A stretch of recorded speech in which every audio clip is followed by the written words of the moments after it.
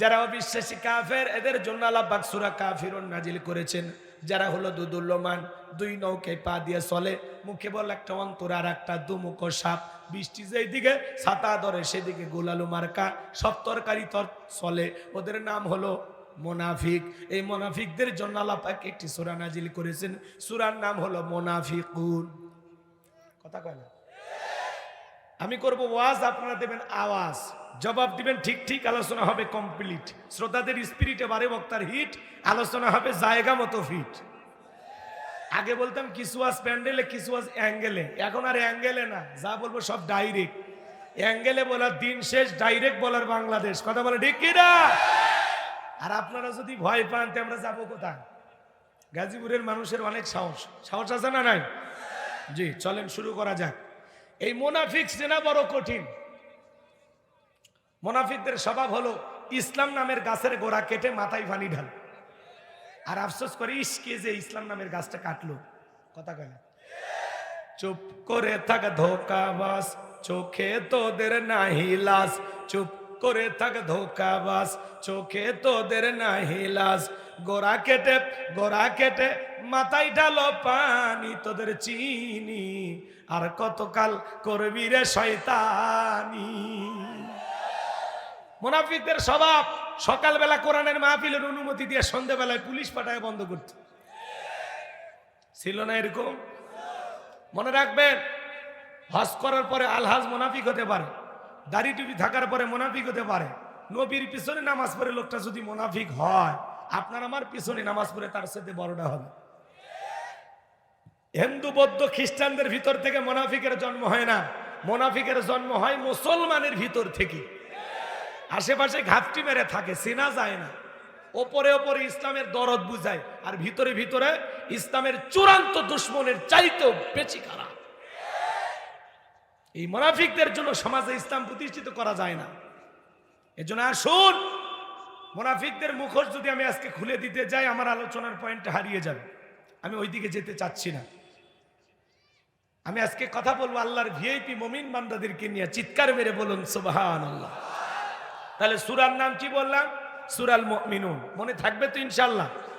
শুধু ওয়াজ শুনলেন, পাশে যদি কেউ জিজ্ঞাসা করে আসরের পরে যে গাইবান্ধা থেকে গোলাম রব্বানি আসছিল, কি ওয়াজ করছে? কয় সেই ওয়াজ। কয় কি ওয়াজ? কয় ফাটাফাটি। আরে ভাই, ওয়াজটা করছে কি নিয়ে? কয় সেটা তো মনে নাই।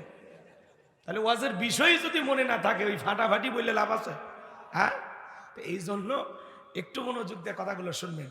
সূরা নাম্বার কত বলেছি? 23। আর একবার, সূরা নাম্বার 23, পারা নাম্বার 18, মোট আয়াত 118। মোট আয়াত কত? 100। রুকু 6টি। সূরার নাম সূরাল মুমিনুন। কাদের জন্য আল্লাহ নাজিল করছে? বিশ্বাসী বান্দাদের জন্য। সুবহানাল্লাহ।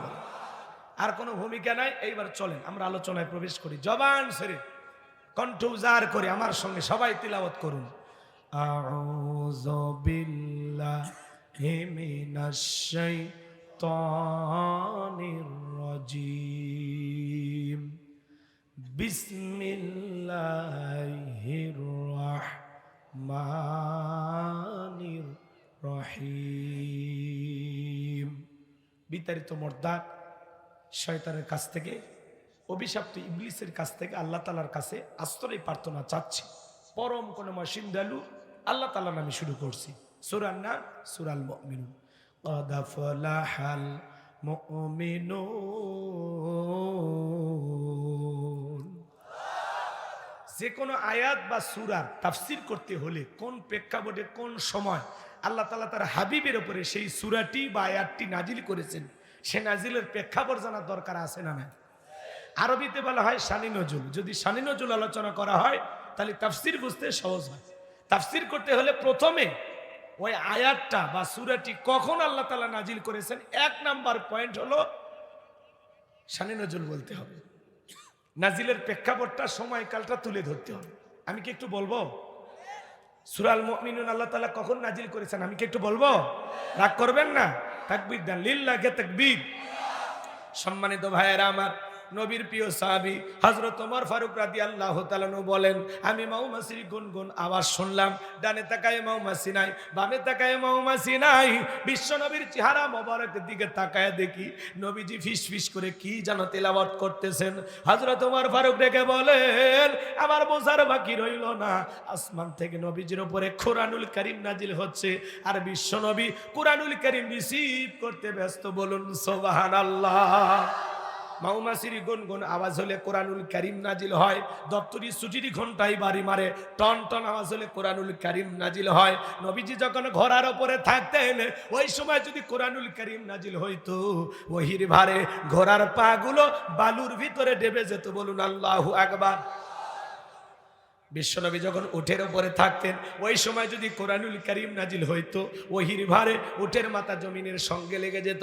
এক সাহাবী রানের উপরে মাথা রেখে নবীজি আরাম ফরমাচ্ছেন, ওই সময় যখন কোরআনুল কারীম নাজিল হলো, সাহাবী ডেকে বলেন, আমার কাছে মনে হয় আমার রানটা ফেটে যাবে, আমার কাছে মনে হয় আমার রানের উপরে পাহাড় চেপে ধরা হয়েছে। তাহলে কোরআনুল কারীমের একটা আলাদা ওয়েট, আলাদা একটা ওজন আছে না নাই? দীর্ঘ 23 বছরে নবীজির উপরে আল্লাহ রাব্বুল আলামিন কোরআনুল কারীম নাজিল করেছেন। এই কোরআনের সম্মান মর্যাদা কত আমরা বুঝি না।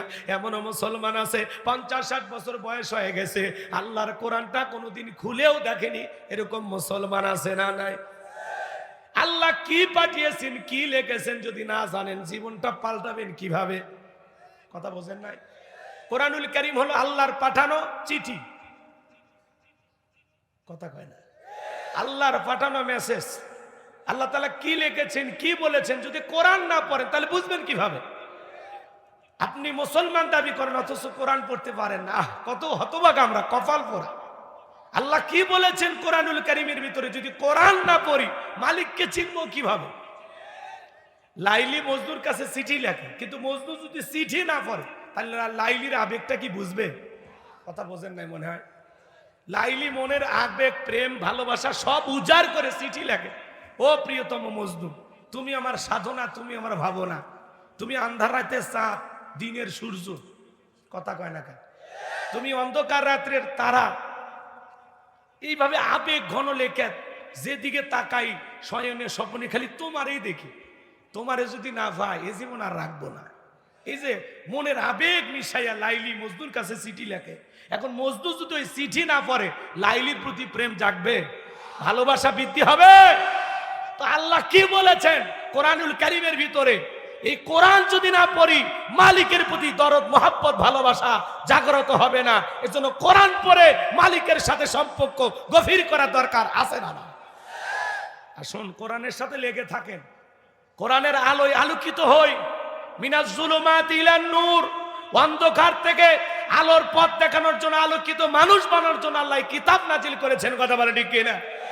হুদাল্লিল মুত্তাকিন, মুত্তাকি বান্দাদের জন্য গাইডলাইন হিসাবে, পথ প্রদর্শক হিসাবে আল্লাহ তাআলা এই কোরআনুল কারীম নাজিল করেছেন।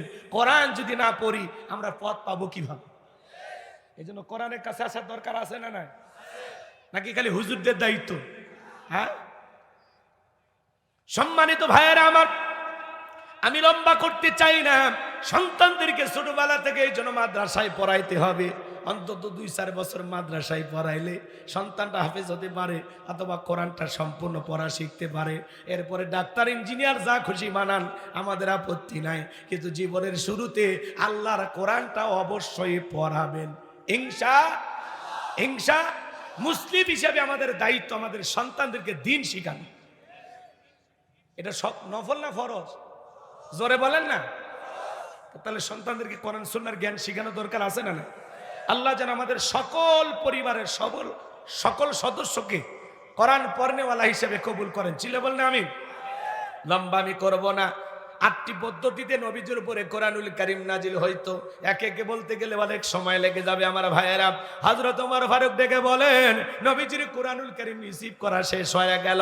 বিশ্বনবী সাহাবায়ে কিরামদের দিকে মুখ ঘুরায় ডেকে বলেন, ও আমার সাহাবীরা, এই মাত্র আসমান থেকে জিবরাইল এসে আমার উপরে সূরা আল মুমিনুনের 10টি আয়াত কারিমা নাজিল করে জানায় দিয়ে গেলেন, নবী গো, এই 10টি আয়াতের ভিতরে আল্লাহ পাক তার আদরের মুমিন বান্দাদের জন্য 7টি কোয়ালিটি নিয়ে আলোচনা করেছেন, 7টি গুণ গুণাবলী নিয়ে আলোচনা করেছেন। কোন মুমিন যদি এই 7টি গুণে গুণান্বিত হতে পারে, 7টি গুণ দিয়ে তার জীবনটাকে সাজাইতে পারেন, আমার আল্লাহ রাব্বুল আলামিন বলেন উলাইকা হুমুল ওয়ারিসুন আল্লাযীনা ইয়ারিসুনাল ফিরদাউস হুম ফিহা খালিদুন। আমার আল্লাহ রাব্বুল আলামিন বলেন তারাই উত্তরাধিকারী হবেন জান্নাতুল ফেরদাউসের, সেখানে তারা চিরকাল বসবাস করবেন। আমার আল্লাহ কোনোদিন তাদেরকে জান্নাত থেকে বের করে দেবেন না। চিৎকার মেরে বলুন সুবহানাল্লাহ। আপনার আমার টার্গেট জান্নাত না জাহান্নাম? কারা কারা জান্নাতে যেতে চান 2 হাত তুলে আল্লাহকে দেখান। আল্লাহ আমাদের সবাইকে জান্নাতুল ফিরদাউসের ওয়ারিস হিসেবে কবুল করুন, চিল্লা বলুন আমিন। আল্লাহ আমাদের সবাইকে জান্নাতি মানুষ হিসেবে কবুল করুন, চিল্লা বলুন আমিন। এবার 7টা আঙ্গুল দেখান। জান্নাতে যেতে হলে কয়টা গুণাবলী? 7টি। জোরে বলেন কয়টি? আরো জোরে। জোর হলো না, এ উঠেই যাবে। হ্যাঁ, মিছিল করার অভ্যাস করেন। 16 বছর তো মিছিল করতে পারেননি, এইবার দেখা যাবে কেমন মিছিল করেন। কি রাগ করেন নাকি ভাই? আমি গাইবান্ধার মানুষ, আমার ভাষা বুঝতে আপনাদের কষ্ট হয় নাকি ক্লিয়ার বোঝা যায়? হ্যাঁ, ভাষা না বুঝলে সমস্যা। কথা আছে না, এক দেশের গালি আর এক দেশের বুলি, কথা কয় না। ভাষায় বেশ কম থাকতে পারে না ভাই, এজন্য রাগ করবেন না, মন খারাপ করেন। চলেন সামনের দিকে যাই। আমার ভাইয়েরা, লম্বা আমি করতে চাই না, সামনের দিকে যাই। আমি যে কথা বলতে চাচ্ছিলাম, বিশ্বনবী তখন সাহাবায়ে কেরামদের দিকে মুখ ঘুরাইয়া তেলাওয়াত করে শুনিয়ে দিলেন। মনে রাখবেন, বাবা মারা গেলে ওয়ারিশ সূত্রে সন্তান যেরকম বাবার সম্পত্তির ভাগ পায়, কোন মুমিন যদি, আমি আজকে যে কথাগুলো বলবো 1500 বছর আগে আল্লাহ তাআলা যেটা বলেছেন, যদি আপনারা এই 7টা গুণ দিয়ে নিজের জীবনটাকে ঢেলে সাজাইতে পারেন, আপনার নামে জান্নাতুল ফেরদাউসে জায়গা বরাদ্দ থাকবে। আপনি হবেন জান্নাতুল ফেরদাউসের উত্তরাধিকারী, আপনি হবেন জান্নাতুল ফেরদাউসের ওয়ারিস। সুবহানাল্লাহ বলেন। এটা গুলশানের জায়গা না, উত্তরার জায়গা না, কথা কয় না।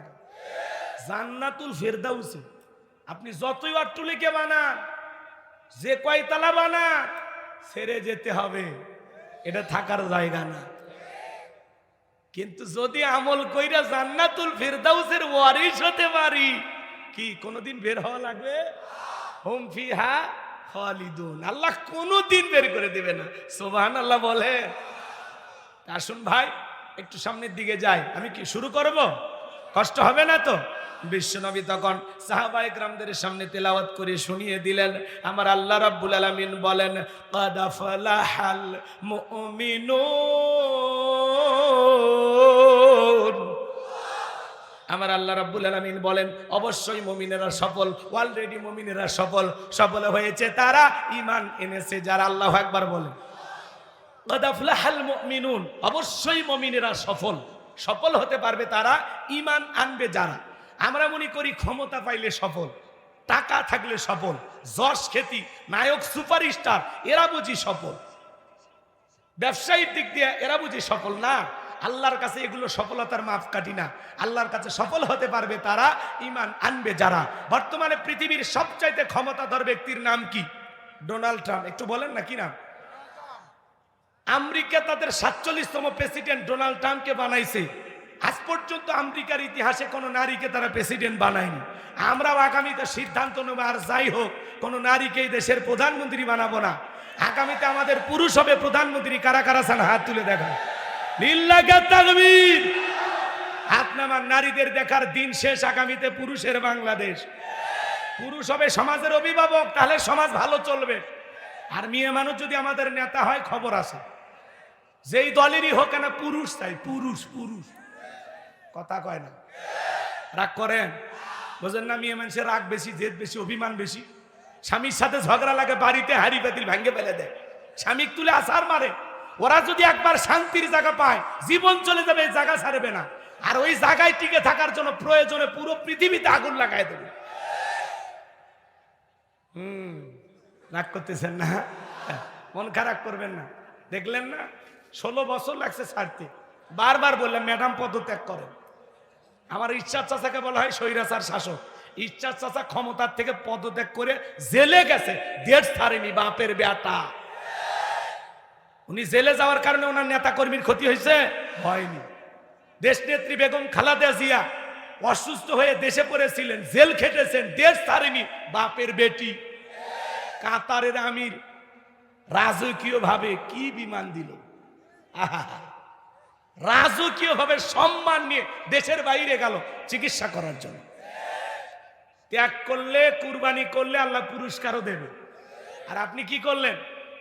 16 বছর কি অনুসারী বানাইলেন, কি মহাব্বত করলেন। আপনাকে মমতাময়ী প্রধানমন্ত্রী বলা হতো, আপনি কেমন কেমন মা সন্তানদেরকে ভাবে ফেলায় চলে গেলেন। দেশের মানুষের কথা ভাবলেন না? বড় বড় কথা বলতেন, পালাবো না, হারাবো না, তোই কই আপনার কথার দাম তো রাখলেন না। কেন চলে গেলেন এভাবে? কথা বলেন না কেন? আপনি যদি পদত্যাগ করে জেলেও যাইতেন, তাও আপনার নেতাকর্মী ভালো থাকতো, দেশের মানুষ আপনাকে বাহবা দিত।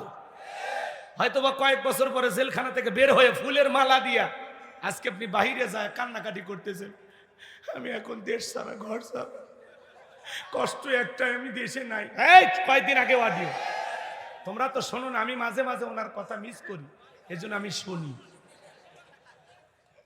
আমরা বারবার বললাম ম্যাডাম পদত্যাগ করেন। আল্লাহ বলে কিসের পদত্যাগ? এরা যে অন্যায় অপরাধ করেছে, এদের অ্যাকাউন্টে যত পাপ জমা আছে, শুধু পদত্যাগ না, আমি আল্লাহ এদেরকে দেশ ত্যাগ করতে বাধ্য করব। ইন্না বাতশা রাব্বিকা লাশাদীদ, আল্লাহর পাকড়াও বড় কঠিন। আল্লাহ ধরে ধরে না, যেদিন ধরবে মামু বাড়ি দিল্লি গিয়ে পড়বে। কথা বলেন ঠিক কি না?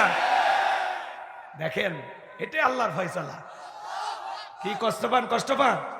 মাঝে মাঝে দেশের বাইরে থেকে আসতে চাই, কয় আমি দেশের খুব কাছে এসে চট করে ঢুকবো। আমরা আবার অন্য ভাষা একটু বলি, বুবু আইবা তুমি আইবা গো, সেই দিন আইসা বুবু ক্ষমতা পাইবা না।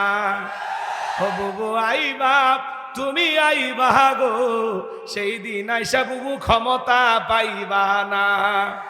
খোঁজ নাই বহু কাদের কাকার, অবস্থা খারাপ দরবেশ বাবার, হাউ না গেলে এখন সামনে আসে না। নেতা কর্মী সব জেলের ভিতর, আমি আসি ডরের ওপর, কখন জানি আসে গ্রেপ্তারি পরোয়ানা।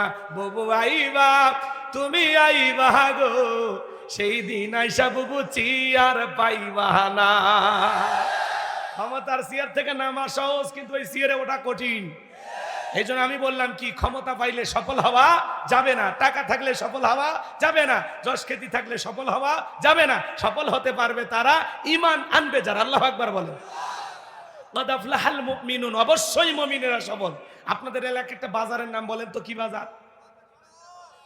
এই বাজার আছে নাকি? তেলির চালা বাজার নাকি? আচ্ছা, শফির বাজার। বাদ দেন তো, গাজীপুরেই যাই। গাজীপুরের বাজার মনে করেন, ওখানে আল্লাহর একজন বান্দা তরি তরকারি বিক্রি করে, সবজি বিক্রেতা। আজান দেওয়ার পরে আল্লাহর বান্দা যদি মসজিদে মাথা নত করে আল্লাহকে সেজদা দেয়, পৃথিবীর বড় নেতা ডোনাল্ড ট্রাম্পের চাইতে ওই সবজি বিক্রেতার দাম কম না বেশি? তার মানে কি বুঝলেন? ঈমান আছে যার, আল্লাহর কাছে দাম আছে তার। রাশিয়ার প্রেসিডেন্ট পুতিন যত বড় নেতা হোক, বাংলাদেশের একজন রিক্সা চালক, ভ্যান চালক, লোকটা যদি ইমানদার হয়, আজান দেওয়ার পরে মসজিদে মাথা নত করে আল্লাহকে সিজদা দেয়, পৃথিবীর বড় নেতা পুতিনের চাইতে ওই রিক্সা চালক, ভ্যান চালক, ইমানদারের দাম কম না বেশি? তার মানে কি বুঝলেন? ঈমান আছে যার, আল্লাহর কাছে দাম আছে তার। কোনো বেঈমানের দাম আল্লাহর কাছে নাই। বেঈমানেরা দুনিয়াতে ক্ষমতার দিক দিয়ে সফল হতে পারে, মরার পরে সবগুলো বেঈমানকে পিটাইয়া জাহান্নামে দেবেন তিনি কে? আর ঈমানদাররা দুনিয়াতেও সফল, আখিরাতেও সফল। সুবহানাল্লাহ। এই জন্য আল্লাহ বলেন ক্বাদ আফলাহাল মুমিনুন, অবশ্যই মুমিনেরা সফল, অলরেডি মুমিনেরা সফল। আমি বলবো সফল হয়েছে কারা? আপনারা বলবেন ঈমান এনেছে যারা। আপনার চেহারা কালো হোক, ফর্সা হোক, লম্বা হন, খাটো হন, ধনী হন, গরিব হন, তাতে কোনো সমস্যা নাই। আপনার ভিতরে ঈমান নামের মহাদৌলত আছে, ঈমান নামের দামি সম্পদ আছে, আল্লাহর কাছেও আপনার দাম আছে। তাহলে আমি বলবো সফল হয়েছে কারা? আপনারা বলবেন ঈমান এনেছে যারা। বলতে পারবেন না? বলেন সফল হয়েছে কারা? আরেকবার, সফল হয়েছে কারা? মাশাআল্লাহ। এইবার শোনেন, ছোট্ট একটা প্রশ্ন করি আপনাদেরকে। একজন অমুসলিম জোহরের নামাজের পূর্বে ঈমান গ্রহণ করেছে, ওই ব্যক্তির উপরে জোহরের সালাত আদায় করা কি ফরজ? মাশাআল্লাহ, চমৎকার জবাব। এইবার শোনেন, মুমিন জীবনের সবচাইতে গুরুত্বপূর্ণ ইবাদতের নাম হলো সালাত। আল্লাহ যখন মুমিন বান্দার 7টি কোয়ালিটি নিয়ে আলোচনা শুরু করলেন, 1 নাম্বার আল্লাহ তাআলা সালাত দিয়ে শুরু করলেন। কিয়ামতের ময়দানে সর্বপ্রথম সালাতের হিসাব হবে। আল্লাহু আকবার বলেন। যুবক যারা আসছো, সোনার টুকরা যুবক, মন খারাপ করো না। তোমরাও যুবক, আমিও যুবক, তোমাদের মনের দুঃখটাকে আমি বুঝি। পৃথিবীর অবস্থা করুন, বক্তার দরকার তরুণ। মুরব্বী হলে সুবহানাল্লাহর বাইরে যাবে না, যুবক হলে তা 2-1 পা রিস্ক নেবে। এজন্য তোমরা অপেক্ষা করো, তোমাদের জন্য স্পেশাল কিছু আলোচনা মাথার মেমোরিতে সেভ করা আছে, সময় মতো ডাউনলোড দিয়ে শোনায় দেবে। এই মুমিন বান্দার 7টি গুণাবলীর মধ্যে 4র্থ নাম্বার কোয়ালিটি, এই 4 নাম্বার গুণাবলীতে তোমাদের স্পেশাল আলোচনা আছে। আমি কি বলবো? তোমাদেরটা আগে বলবো? আগের সিরিয়াল বা কি সালা, ওইটা আগে কম না, আস্তে আস্তে শুরু করি। ধৈর্য আছে তো ভাই? ইনশাআল্লাহ। তাকবীর দা লিল্লাহি তাকবীর। আমার ভাইয়েরা, মুমিন বান্দার 1 নাম্বার গুণাবলী, আল্লাযীনা হুম ফি সালাতিহিম খাশিউন। মুমিন বান্দার 1 নাম্বার গুণাবলী, যারা নিজেদের সালাত বিনয়ের সহিত, নম্রতার সহিত আল্লাহর ভয় নিয়ে আদায় করে। আল্লাযীনা হুম ফি সালাতিহিম খাশিউন, যারা নিজেদের সালাত বিনয়ের সহিত, নম্রতার সহিত, খুশু খুজু ভাব নিয়ে আল্লাহর ভয় নিয়ে আদায় করে। এই আয়াতের ব্যাখ্যায় তাফসিরি কারকারে লিখেছেন, তাফসির ইবনে কাসির থেকে বলছি বাজান গো আমার, অন্তরের ভিতরে সুচিন্তা, দুশ্চিন্তা, কুশ্চিন্তা, বিবির কথা, সংসারের কথা, ব্যবসা বাণিজ্যের কথা, দুনিয়াবি কোনো চিন্তা ভাবনা মনের মধ্যে রাখা যাবে না। একেবারে টেনশন মুক্ত হৃদয় নিয়ে আল্লাহ রাব্বুল আলামিনকে সিজদা দেওয়ার জন্য মসজিদের ভিতরে প্রবেশ করা দরকার আছে না নাই? তাহলে আপনি আমি যখন সালাতে দাঁড়াবো, এ যুবক শোনো, অন্তরের ভিতরে ভয় থাকতে হবে কার?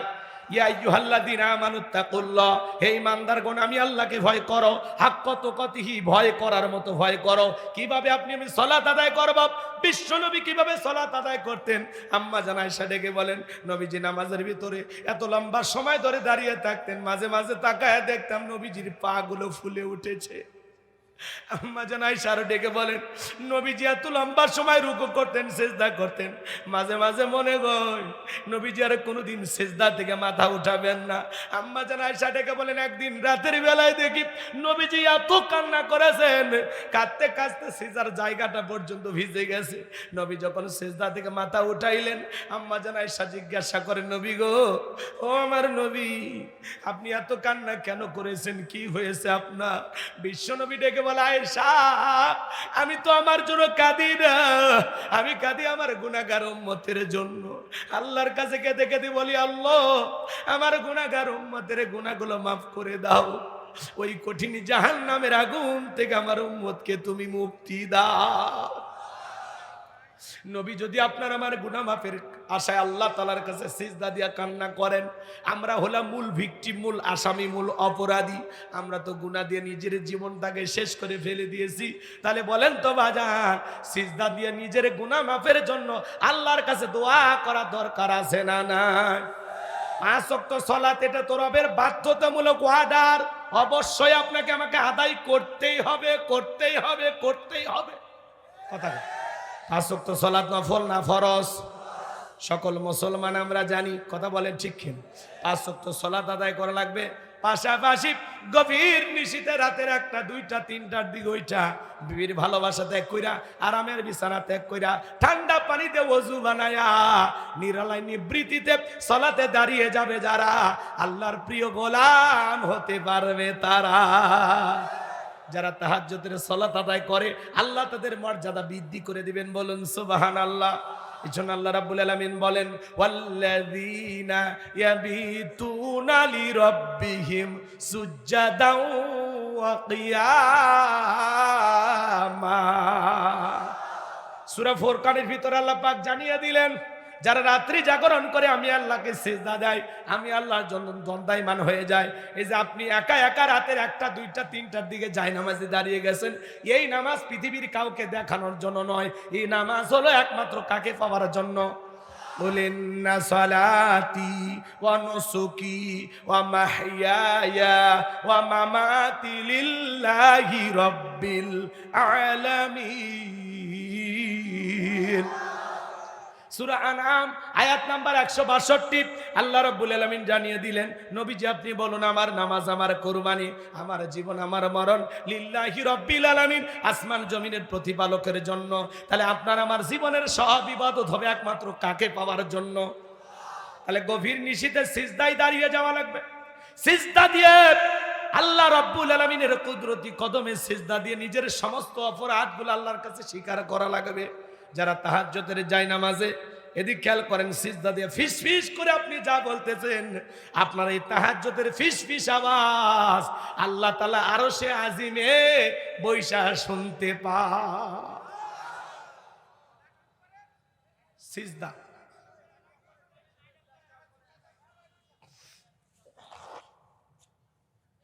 আমার ভাইয়েরা, তাহলে গভীর নিশীথে সিজদা দিয়ে কান্না করতে হবে কার কাছে?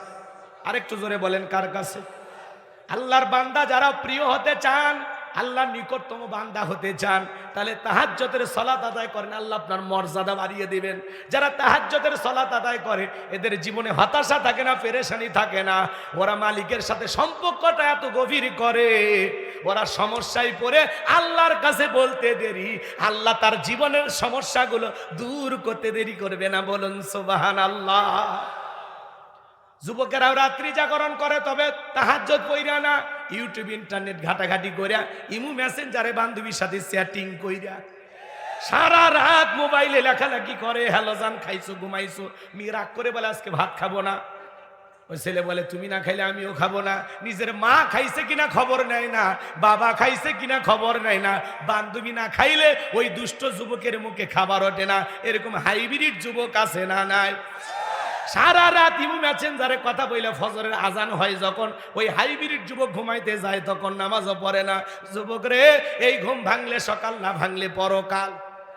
কেমন করে ঘুমাও তুমি ওরে গাজীপুরের যুবক, কেমন করে ঘুমাও তুমি ফজর করে কাজা, এমন তো হতে পারে ও তোমার জহরে জানাজা। যুবক এখনো সময় আছে, পরিবর্তন হয়ে যাও। 5 ওয়াক্ত সালাত আদায় করতে হবে, আল্লাহ তাআলার গোলামি করতে হবে, কাছে নিজের গুনাহ মাফের জন্য, জাহান্নাম থেকে বাঁচার জন্য প্রার্থনা করতে হবে। রব্বানা সরিফান্না আযাবা জাহান্নাম ইন্না আযাবাহা কানা গরামা। হে আমাদের রব, ওই কঠিন ভয়ঙ্কর জাহান্নামের আগুন থেকে আমাদের মুক্তি দাও।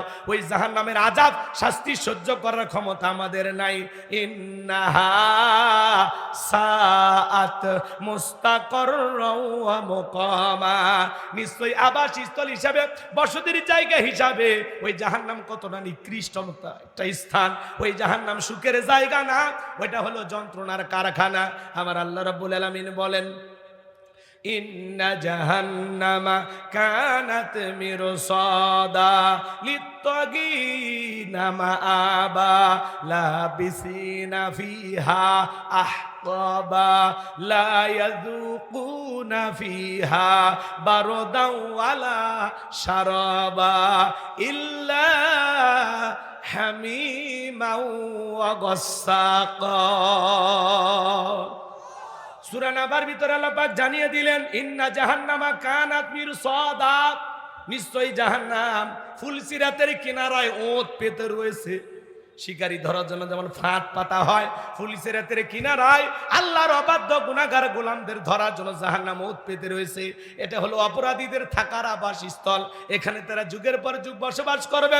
একটা মানুষ কত লক্ষ বছর, কত কোটি বছর জাহান্নামের আগুনে জ্বলবে, এর সঠিক এলেম আর জ্ঞান আছে কার কাছে? ওই জাহান্নামের আগুনে মানুষ জ্বলতে জ্বলতে চেহারা হয়ে যাবে কয়লার মতো কালো। দুনিয়ার আগুনের চাইতে জাহান্নামের আগুনের পাওয়ার হলো 70 গুণ বেশি। এ বাজান, জাহান্নামের 1 ইঞ্চি জায়গা ফাঁকা নাই যার মধ্যে আগুন নাই, আগুন নাই। ওই জাহান্নামের আগুনে মানুষ জ্বলতে জ্বলতে পুড়তে পুড়তে ক্ষুধার্ত হয়ে যখন খাবার প্রার্থনা করবে, আল্লাহ তখন জাহান্নামী বান্দাদেরকে খাদ্য দিবেন কাঁটাযুক্ত ফল। এই জাক্কুম নামের কাঁটাযুক্ত ফলটা যখন তারা খাবার হিসাবে পাবে আর খাওয়ার জন্য গলার ভিতরে দেবে, গলার মাঝামাঝি ফলটা আটকে যাবে, ভিতরেও যাবে না, বাইরেও আসবে না। যতক্ষণ নাড়াচাড়া করবে কাঁটাগুলো ফুটবে আর ফুটবে, জাহান্নামী যন্ত্রণায় ছটফট করে কাঁদবে আর বলবে, আল্লাহ এ কেমন ফল খাওয়াইতে দিলা, ভিতরেও জায়গা বাগিরা বাঁচা না, সহ্য করতে পারি না মালিক। জাহান্নামী যখন চিৎকার মেরে কান্নাকাটি করবে, হঠাৎ করে দুনিয়ার কথা মনে হয়ে যাবে যে পানি খাইলে তো ভালো হয়ে যাবে মনে হয়, তখন তারা পানি পানি বলে চিৎকার মারবে। আমার আল্লাহ ডেকে বলেন, লা ইয়াযুকুনা ফিহা বারদান ওয়ালা শারাবা, তাদেরকে মিনারেল ওয়াটার দেওয়া হবে না, সুস্বাদু ঠান্ডা কোনো পানির ব্যবস্থা থাকবে না, যে পানি পান করে জাহান্নামী তার বুকের জ্বালা তৃষ্ণাকে নিবারণ করতে পারে। কেমন পানি দেবে? ইল্লা হামিমা ওয়া গাসসাকা, এমন উত্তপ্ত ফুটান্ত গরম পানি দেওয়া হবে যা পুষ ব্যতীত কিছুই নয়। ও গাজীপুরের বাবাজিরা, দেগের ভিতরে বড় বড় ফোড়া হয়, ফাটায় দিলে কি বের হয়? তরমুজের রস, পুষ পুষ। ওই পুষ যদি হাসপাতাল থেকে সংগ্রহ করে দেই, কেউ খাবেন নাকি? 1 গিলাস 50,000, 1 লাখ দিলে অবশ্যই বুঝি খাবেন। শুনে ঘৃণা লাগতেছে, সি সি হুজুর, এটা খাওয়া যায়? নাড়তেই তো লজ্জা লাগে, নাড়তেই তো ঘৃণা লাগে, কথা বলেন না কেন? আল্লাহ তাআলা বলেন, ইল্লা হামিমা ওয়া গাসসাকা। বড় মসজিদের বড় হুজুর বসে আছে, বলেন তো হুজুর, সূরা নাবার 25 নম্বর আয়াতে আল্লাহ এই কথা বলছে কিনা? ইল্লা হামিমা ওয়া গাসসাকা, এমন উত্তপ্ত ফুটান্ত গরম পানি জাহান্নামীদেরকে পান করানো হবে যা পুষ ব্যতীত কিছুই নয়। ওই পুষওয়ালা দুর্গন্ধওয়ালা পানি যখন জাহান্নামীরা পান করবে, জাহান্নামীর নালীগুড়ি গুলো গলে গলে পিছনে রাস্তা দিয়ে বের হয়ে যাবে। ওই গরম পানি চেহারার সামনে নিলে চেহারাটা ঝলসে যাবে, দেগের গোস্তগুলো খসে খসে পড়বে। দরিয়া নামের এমন একটা খাদ্য জাহান্নামীদেরকে দেওয়া হবে, না ক্ষুধা মিটাবে না পুষ্টি যোগাবে। ওই জাহান্নাম বড় কঠিন জায়গা বাজার। জাহান্নামের সর্বনিম্ন শাস্তি, জাহান্নামের তৈরি করা এক জোড়া জুতা স্যান্ডেল পায়ের মধ্যে পরিধান করার কারণে ওই জুতার গরমে জাহান্নামীর মাথার মগজগুলো ঠকবক করে গলে নাক মুখ কান দিয়ে বের হয়ে যাবে। জাহান্নামে যে কত ধরনের আযাব হবে, কত ধরনের শাস্তি হবে বাজান, 2-3 ঘন্টা আলোচনা করে আমি শেষ করতে পারবো না, কিন্তু আমি ওই দিকে আর যেতে পারলাম না। আপনাদের কাছে এখন প্রশ্ন করি, বলেন তো বাজান, জাহান্নামের আযাব শাস্তি ঘটেছে না ঘটবে? ওই যে আগেই বললাম আপনাদেরকে আল্লাহ চিঠি পাঠিয়েছেন, চিঠি পড়লে আপনি বুঝতে পারবেন শাস্তি ঘটেনি, ঘটবে। যারা জাহান্নামে যাবে তাদেরকে আল্লাহ এইভাবে শাস্তি দিবে, আযাব দেবে। আল্লাহ অগ্রিম জানিয়ে দিয়েছেন, জানতে বান্দা নিজেকে সতর্ক করে সাবধান করে জান্নাতের রাস্তায় পরিচালিত করতে পারে, নিজেকে জাহান্নামের আগুন থেকে বাঁচাইতে পারে। কথা বলেন ঠিক কিনা? এজন্য বাজান গো আমার, আমি আর লম্বা করতে চাই না। আল্লাহ যেন আমাদের সবাইকে জাহান্নামের আগুন থেকে মুক্তি দান করেন, চিল্লা বলুন আমিন।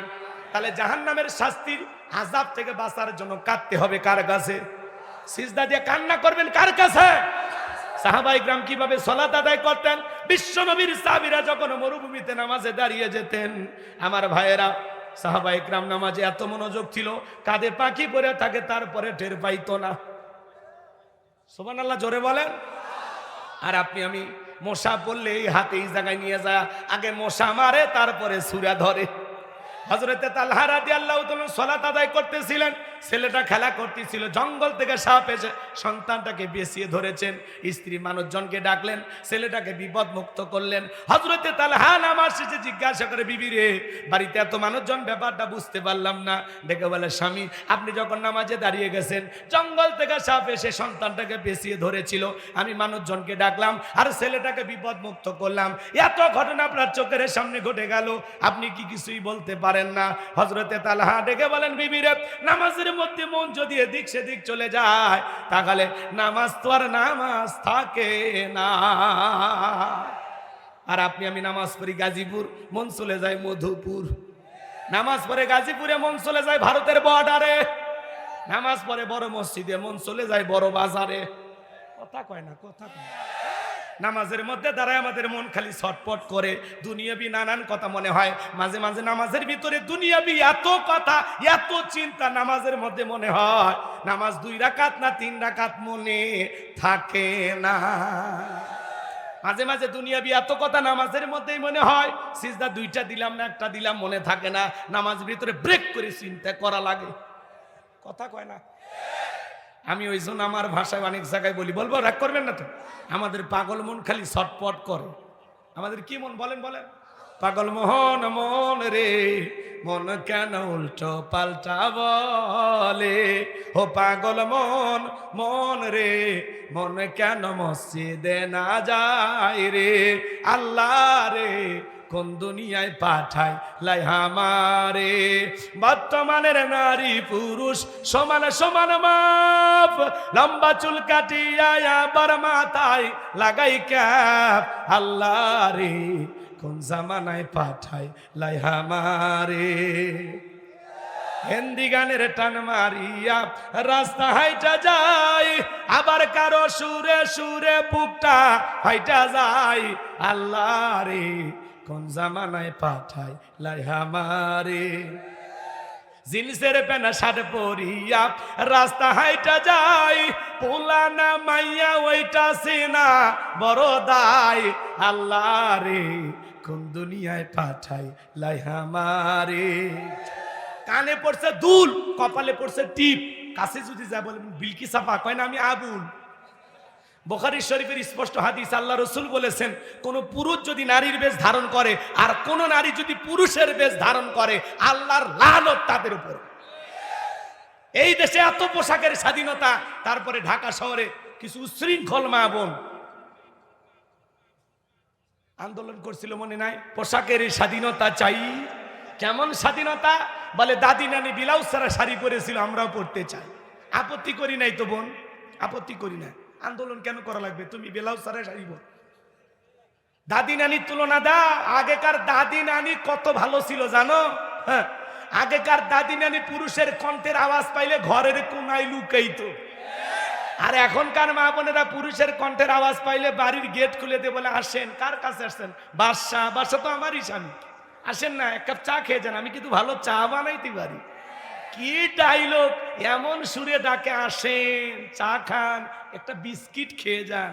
কি নরম সুর, মনে হয় মায়ের পেটের ভাইকে ডাকতেছে। কথা কর, কি দেখা করা যায় দশা? হ্যাঁ, কোন হুজুর কইছে?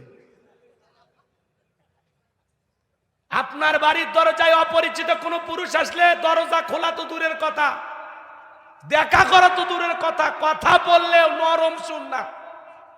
কারে খুঁজতেছেন? মোবাইল করেন, বাড়ির উপর এলে ঝামেলা আসে, সহ্য হয় না। আপনি এমন ভাবে আওয়াজ দিবেন যাতে আপনার আওয়াজ শুনে মনে হয় আল্লাহ যাই করুক আর নাই করুক এই বাড়ির দুয়ারে যেন আর না নিয়ে আসে। আর আপনি নরম শুলে প্লিজ আসেন, একটু বসেন। স্বামীর বেলায় নরম সুর বের হয় না, আর পরপুরুষ দেখলে কি মায়াবী করিন কুকিলের সুরে রাখতেছে। আর স্বামী যখন একটু কথাবার্তা সরো তো ভাল লাগে না, তোমার কারণে আমার জীবনটা শেষ হয়ে গেছে, একটু ঢং করে বেড়াচ্ছে। স্বামী কাছে গেলে কি নাটক। আপনারা আমার কি ভাষা বোঝেন নাকি কষ্ট হয়? আর পরপুরুষ দেখলে বলে যাও তো এই পুরো গ্রাম ঘরে তো কেউ কবার পারবি, বল্টুর মাও খারাপ, খালি তোমার কাছে ভালো হবার পারবি, তা আসল লোকের কাছেই তো ভালো হতে পারলি না। পুরো গ্রাম বললে লাভ আছে? তুমি গ্রামের সবাই ভালো বলে, তুমি কি মহিলা মেম্বার? কথা কর না কে? এরকম মহিলা আপনাদের এলাকা অবশ্য নাই, এগুলো সব ভারতের ওয়াজ হচ্ছে। আপনাদের এলাকার মহিলারা সব জান্নাত থেকে পালিয়ে আসছে। রাগ করতেছেন মনে হয় আপনারা। বেপরদায় মা বোনেরা চলাফেরা করতে চায়, বলে আমরা ব্লাউজ ছাড়া শাড়ি পরবো। আগেকার দাদি নানি অভাবের কারণে হোক আর গরমের কারণে হোক, তারা ব্লাউজ ছাড়া শাড়ি পরে ঘরের ভিতরে বসবাস করেছিল। কোন দাদি কি ব্লাউজ ছাড়া শাড়ি পরে বিশ্ব রোডে গিয়ে আন্দোলন করে বলেছিল আমি তোমার দাদি, দেখে যাও আজকে শাড়ি পরেছি? বলেছিল বাজান? তাহলে তুমি বোন শাড়ি পরবা, ব্লাউজ ছাড়া পরতে আন্দোলন কেন? ওরা এমন কায়দায় ব্লাউজ ছাড়া শাড়ি পরছে, পুরো পিঠটা এমন কায়দায় ফাঁকা রাখছে, মনে হয় আর্জেন্টিনা আর ব্রাজিলের ফাইনাল ফুটবল ম্যাচ হবে। কথা কোন ঠিক কিনা? আর আগেকার দাদি নানি ব্লাউজ ছাড়া শাড়ি পরে পুরো শাড়িটা দিয়ে পুরো দেহটা ঢেকেছিল, কোনো কিছু দেখার উপায় ছিল না। কথা বলেন ঠিক কিনা? বিদায় দাদি নানি তুলনা দিয়া নিজেকে পাপের সাগরে ডুবাইও না। কথা বলেন ঠিক কিনা? যেই সমস্ত মা বোনেরা পোশাকের স্বাধীনতার নামে উলঙ্গপানা বেহাপানা এই সমাজে ছড়িয়ে দিতে চায়, তাদেরকে অনুরোধ করে বলবো, মা, যেই দেশে পোশাক ছাড়া মানুষ বসবাস করে, পাসপোর্ট ভিসা লাগায় ওই দেশে চলে যাও। তোমার মতো নারীর জন্য এ দেশের কুকুরও কাঁদবে না। কথা বলেন ঠিক কিনা? কিন্তু এটা 95% মুসলমানের দেশ।